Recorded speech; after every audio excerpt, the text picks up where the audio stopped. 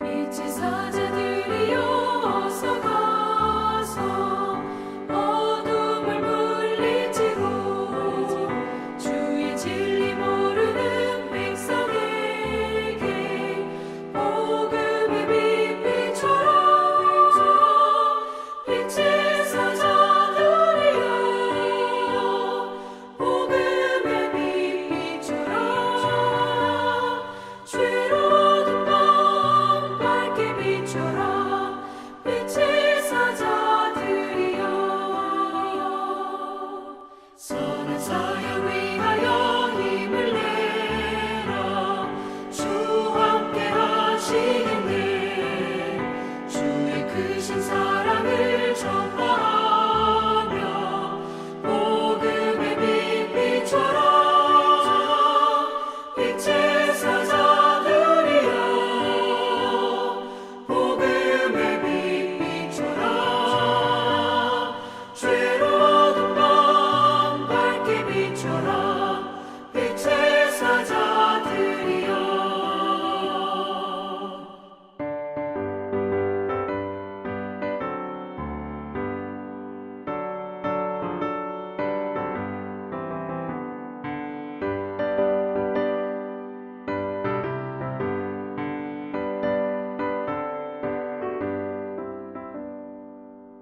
주님 부탁하신 말 순종하여 이 진리 전파하라. 산을 넘고 물 건너 힘을 다해 복음의 빛 비춰라. 빛의 사자들이여 복음의 빛 비춰라. 죄로운 밤 밝게 비춰라. 빛의 사자들이여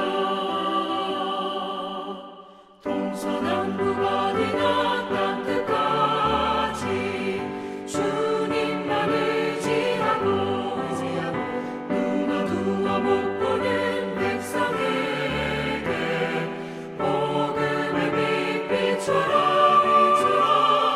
빛의 사자들이여 복음의 빛 비춰라. 죄로운 밤 밝게 비춰라.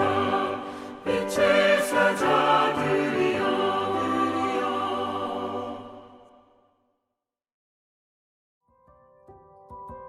어린이 주간 5월 10일 오늘의 말씀은 사도행전 5장 12절에서 26절입니다.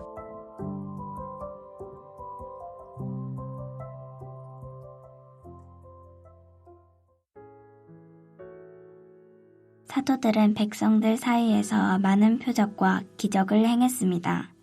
믿는 사람들이 솔로몬 행각에 자주 모였습니다. 그들은 백성들에게서 칭찬을 받았습니다. 하지만 사람들은 감히 믿는 사람들의 모임에 끼어들지 못했습니다. 이런 중에도 주님을 믿는 사람들은 점점 더 많아졌습니다. 그리하여 남자나 여자나 믿는 사람의 수가 크게 늘어났습니다. 그러자 사람들은 베드로가 지나갈 때면 병자를 길에 데리고 나와 침대나 자리에 눕혀놓고 베드로의 그림자라도 그들에게 덮이기를 바랬습니다. 예루살렘 주변의 여러 마을에서도 사람들이 몰려들었습니다. 그들은 병자와 악한 귀신에게 시달리는 사람들을 데려왔으며 그들은 모두 고침을 받았습니다. 대제사장과 사두개파에 속한 그의 모든 동료들은 사도들을 향한 시기심이 가득하였습니다. 그들은 사도들을 붙잡아 감옥에 가두었습니다. 그러나 밤중에 주님의 천사가 감옥문을 열고 사도들을 밖으로 데리고 나가며 말했습니다. 너희는 가서 성전에 서서 이 생명의 말씀을 백성들에게 다 전하여라. 사도들은 이 말을 듣고 아침 일찍 성전으로 가서 가르치기 시작하였습니다. 대제사장과 그의 동료들이 도착하여 이스라엘의 모든 장로로 구성된 공의회를 소집하고 감옥으로 사람을 보내어 사도들을 데려오게 했습니다. 관리들이 감옥에 가보았으나 사도들은 보이지 않았습니다. 그들은 돌아와서 그 사실을 알렸습니다. 우리가 가서 보니 감옥 문이 굳게 잠겨 있었고 간수들은 문을 지키고 서 있었습니다. 그런데 문을 열고 보니 감옥 안에는 아무도 없었습니다. 이 말을 듣고 성전 경비대장과 제사장들은 사도들에게 일어난 일로 놀라며 당황했습니다. 바로 그때 어떤 사람이 와서 보십시오, 여러분이 감옥에 가두었던 사람들이 성전들에 서서 백성들을 가르치고 있습니다. 라고 말했습니다. 그러자 성전 경비대장은 그의 부하들을 밖으로 데리고 나가 사도들을 다시 잡아왔습니다. 그러나 그들은 사람들이 자기들에게 돌을 던질까봐 두려워 폭력을 쓰지는 않았습니다. 금요일 새벽 말씀의 자리 앞에 나오신 모든 분들을 주님의 이름으로 축복합니다. 오늘 본문은 사도행전 5장 12절에서 26절까지인데 저는 17절에서 20절 중심으로 함께 말씀을 묵상하겠습니다. 사도들의 손을 통해서 민간의 표적과 기사가 많이 일어나고 그 가운데 믿는 사람들이 마음을 같이하여 모여듭니다. 심지어는 병든 사람을 메고서 거리에 나가서 침대와 요 위에 누입니다. 그 베드로가 지나가길 기다리고 베드로의 그 그림자라도 덮일까 하여 기대하고 바라는 마음으로 함께 모여듭니다. 오늘 16절에 보시면 예루살렘 주변에 병든 자, 귀신 들린 자들이 모두 다 나음을 입었다고 말씀하고 있습니다. 이러한 베드로와 사도들을 시기한 종교 지도자들은 그들을 잡아다가 옥에 가두죠. 하지만 주의 사자가 옥문을 열고 베드로와 그 사도들을 끌어냅니다. 마치 한편의 영화의 장면 같습니다. 가두자마자 주의 사자는 마치 아무 소용없다 말씀하셨듯이 기다렸다는 듯이 옥문을 열어서 사도들을 밖으로 이끌어냅니다. 아무리 인간이 가두고 제한하고 막을지언정 우리 주님께서 하시겠다라고 하는 것을 막을 수가 없다. 강력하게 보여주고 계십니다. 그렇다면 주님께서 뭘 하시겠다고 하시는가? 주님께서 우리를 통해서 무엇을 하시겠다고 하시는가? 오늘 12절에도 보시면 사도들의 손을 통하여 우리 하나님께서는 사도들의 손을 통하여 그 일들을 진행하십니다. 오늘 우리에게도 우리의 손을 통하여 주님께서 하시고자 하시는 일들을 하시겠다고 말씀하고 계십니다. 뭘 하시겠다고 하시는 것일까요? 그것은 그 누구도 막을 수 없습니다. 오늘 본문에서 나옵니다. 우리가 19절 말씀 보시면 19절 말씀 속에서 분명하게 주님께서 하시겠다고 하시는 그 강력한 의지가 드러나고 있는데 19절 말씀 볼까요? 주의 사자가 밤에 옥문을 열고 끌어내어 이르되. 그래서 우리 주목할 단어는 끌어내어입니다. 끌어내어. 이것은 인도해 나가다. 분명한 이유와 목적 가운데 그 영역과 그 대상과 관계, 그 위치 속으로 인도하고자 하는, 인도해 나가다. 인도하시고자 하시는 장소가 있고, 인도하시고자 하시는 그 대상이 있고, 그 위치가 있고, 그 뜻하심이 있다는 것이죠. 인도해 나가다. 옥에 잡힌 사도들을 주의 사자가 밖으로 끌어내었을 뿐만 아니라 주의 사자가 분명한 목적과 이유 속에 그 장소와 그 대상 곁으로 인도하여 내십니다. 이것을 누가 아나요? 베드로도 모릅니다. 사도들도 몰라요. 오직 성령님께서 이끄시는 대로 갈 뿐입니다. 그것이 어디입니까? 바로 성전입니다. 왜 성전으로 이끌어내시는 걸까요? 왜 성전으로 인도하여 내시고자 하시는 걸까요? 왜 주께서는 그것을 하시겠다고 하시는 걸까요? 주님께서 왜 그러한 강력한 의지로 베드로와 사도들을 옥에 갇히자마자 마치 기다렸다는 듯이 그 옥문을 열고 밤에 그들을 이끌어내시는 걸까요? 20절 보겠습니다. 가서 성전에 서서 이 생명의 말씀을 다 백성에게 말하라 하매. 주의 사자가 무엇을 명령하고 있습니까? 생명의 말씀을 다 백성에게 말하라 라고 명령하고 있습니다. 새 번역과 공동 번역에서는 이렇게 말합니다. 생명의 말씀을 남김없이 백성에게 전하여라 라고 명령하고 있습니다.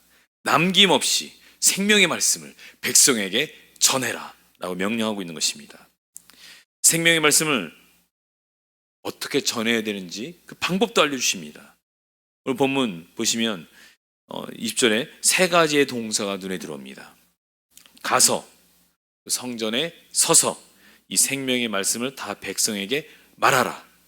가서, 서서, 말하라. 이 세 가지의 동사가 주님의 강력한 의지 속에 담겨있는 명령입니다.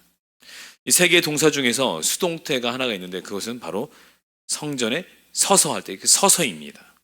나머지는 다 능동태의 의미입니다. 그럼 우리 이렇게 해석할 수 있죠. 성전이라는 위치와 장소, 그곳에서 만나게 될 다양한 관계의 대상들에게 있어서는 내 주권과 내 선택이 아니라 그저 주의 사자가 예비하시고 그 가운데 지명하여 보내신 세우신 영역이라고 하는 것입니다. 그 영역과 장소와 관계, 그 모든 것은 모두 주의 사자가 예비한 곳이기 때문에 너는 그곳에 세우겠다라고 하는 것이죠. 서서. 수동태입니다. 그곳에 세우시겠다는 것이죠. 거기에 순종할 뿐입니다. 그렇다면 능동적으로 가는 것은 무엇입니까? 성전에 들어가는 것, 생명의 말씀을 말하는 것, 선포하는 것, 이것은 능동적으로 직접적으로 사도들이 감당해야 될 부분입니다. 정리하면 하나님께서는 생명의 말씀을 전하는 곳, 그 말씀을 들어야 될 대상들은 다 하나님이 준비시켜 놓고 그곳으로 끌어내시다는 것이죠. 그 대상들이 있는 성전으로 사도들을 옥에서 끌어내어 인도하셔서 세우시겠다고 하는 것이죠. 그리고 사도들은 세우신 위치인 그 영역에 순종해서 들어가서 능동적으로 들어가서 능동적으로 생명의 말씀을 선포합니다. 21절의 상반절에 그들이 듣고 새벽에 성전에 들어가서 가르치더니, 그들이 듣고 순종하여 새벽에 성전에 들어가서 능동적으로 가르치더니, 능동적으로 주의 사자는 옥에 갇혀있던 사도들을 밖으로 인도해 내시는 그 이유인 생명의 말씀을 전하는 일, 그리고 어떻게 생명의 말씀을 전해야 되는지에 대한 방법을 알려주셨습니다. 이처럼 오늘 우리도 작은 예수로 제재된 삶을 살아내야 되죠. 생명의 말씀을 가서 서서 전해야 됩니다. 그러므로 생명의 말씀, 영원한 생명 되신 예수님께서 하신 말씀을 선포해야 하는 삶과 우리의 목적과 그 이유, 모든 것은 우리의 정체성이 되어집니다. 오늘 우리 주님께서 우리를 왜 구원하셨나요? 그것은 나 혼자 구원받고 끝이 아니라 생명의 말씀, 생명 되신 우리 예수님을, 그 예수님께서 이 땅에 오신 가장 그 기쁜 소식을, 그 복음을 말하고 선포하는 인생이 되라고 우리를 죄악 가운데서 끌어내신 것입니다. 그러나 우리가 이러한 삶을 살지 못할 때가 많습니다. 왜일까요? 왜냐하면 성령님께서 보내주시는 그 영역과 그 대상을 우리가 원치 않기 때문에 그렇습니다. 오늘 본문에서 주의 사자가 사도들에게 가라고 명하신 성전이라고 하는 영역은 다시 잡혀서 옥에 들어가기 딱 좋은 곳이죠.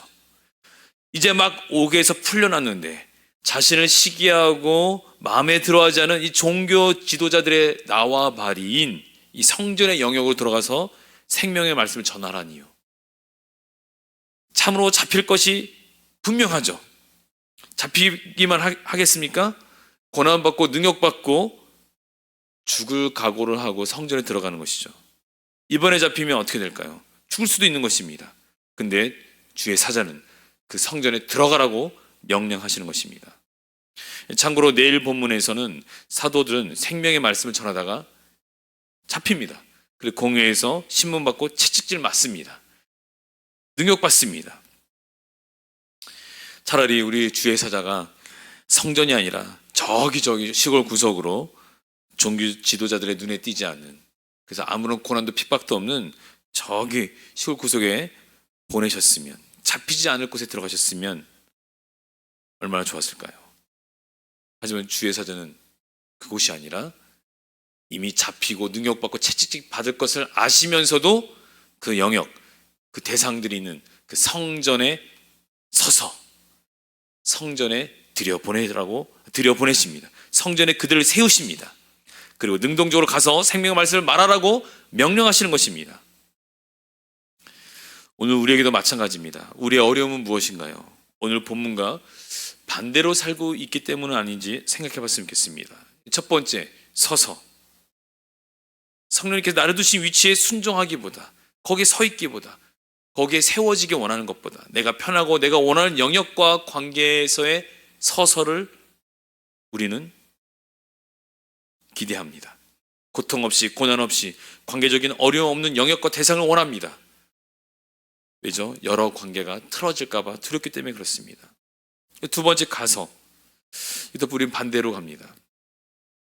능동적으로 들어가야 되는데 능동적이지 못합니다. 매우 수동적입니다.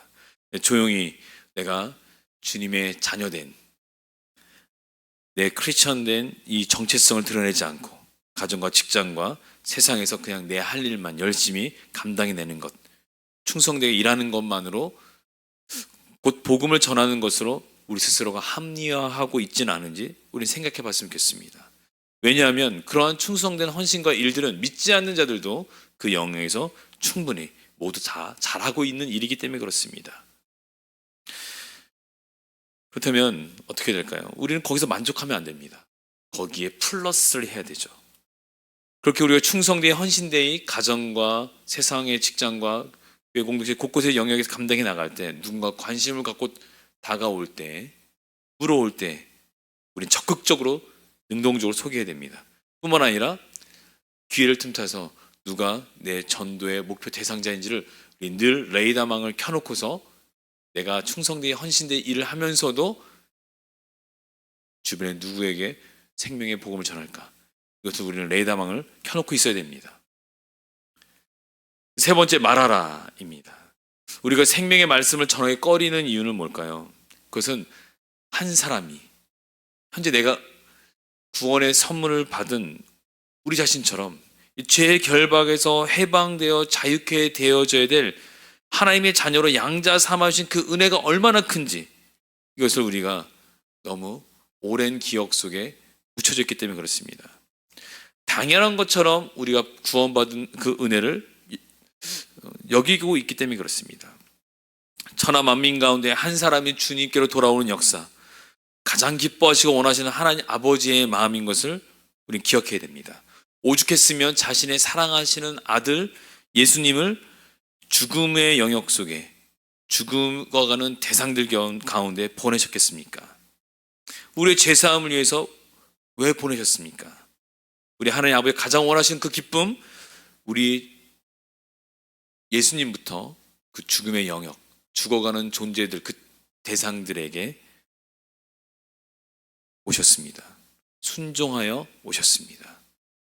하나님께서 보내신 영역으로 성전의 서서와 같이 그곳에 세우신 그 위치 속에 보내셔서 순종으로 감당하셨습니다. 또한 더불어 능동적으로 삶을 살아내셨습니다. 모든 곳곳을 돌아다니시며 생명의 말씀, 그 복음을 전하시고 아버지의 뜻을 다해 이루시고 십자가상에서 죽으셨습니다. 그럼 우리는 그 주님을 기억하며 오늘 내게 허락하신 영역과 대상을 향하여 복음을 전할 영역과 대상으로서 우리가 체인지해서 바라봐야 됩니다. 우리의 삶의 자리에 우리의 놓아두신 이유, 내가 원치 않는 영역과 대상일 수 있습니다. 하지만 그것은 하나님께서 예비하신 것이고 하나님께서 우리를 그곳에 세우신 목적과 이유가 있는 영역과 대상이라고 하는 사실을 확신해야 합니다. 그래서 우리의 가정, 불신자 우리 남편과 아내 또는 우리 자녀들, 또 우리의 직장의 동료들, 세상 곳곳에 또한 우리 공동체 지체들 안에 우리를 그렇게 세우신 것입니다. 적극적으로 능동적으로 우리가 들어가야 되는 것입니다.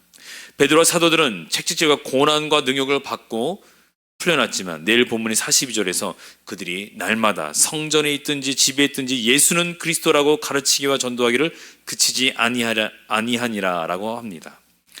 성령께서 보내신 위치가 어디든지 간에 예수는 그리스도라고 능동적으로 생명의 말씀을 가르치는 일, 그 예수는 그리스도라고 생명의 말씀을 전도하는 일, 이 두 가지의 사역을 감당해 갑니다. 이처럼 우리들도 구체적으로 삶의 영역을 다스리고 영적인 재생산을 이루어가는 작은 예수, 주님의 제재된 삶으로 우리를 두신 영역과 그 대상과 위치가 어디든지 간에 생명의 말씀을 가르치고 생명의 말씀을 전도하는 일로 우리 예수님이 구원자시다라고 하는 것을 전하며 살아내야 되겠습니다. 전도 폭발을 다녀와서 석천 고분에서 86세 할머니에게 복음을 전했는데 한 번도 복음을 들어본 경험이 없다는 것입니다.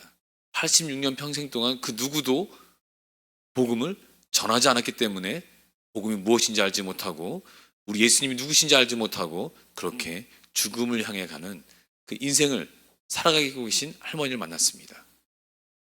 가장 그 미련한 것 바로 이 전도를 통하여서 생명의 탄생이 그 가운데 그 씨앗이 심겨집니다.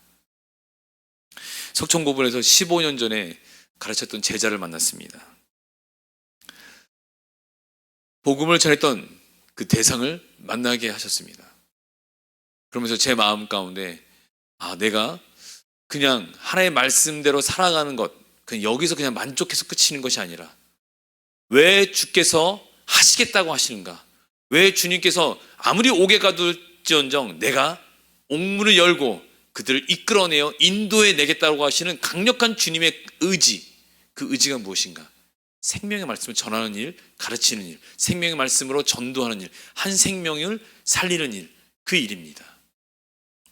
그것이 바로 주님의 강력한 우리를 향한 의지입니다. 그러면 그 누구도 그 무엇도 막을 수 없는 것입니다. 우리는 그 일들을 하도록 부름받았습니다. 오늘 우리도 그런 삶을 살아내도록 하는 그 소망 가운데 나가길 주님의 이름으로 축복합니다. 기도하시겠습니다.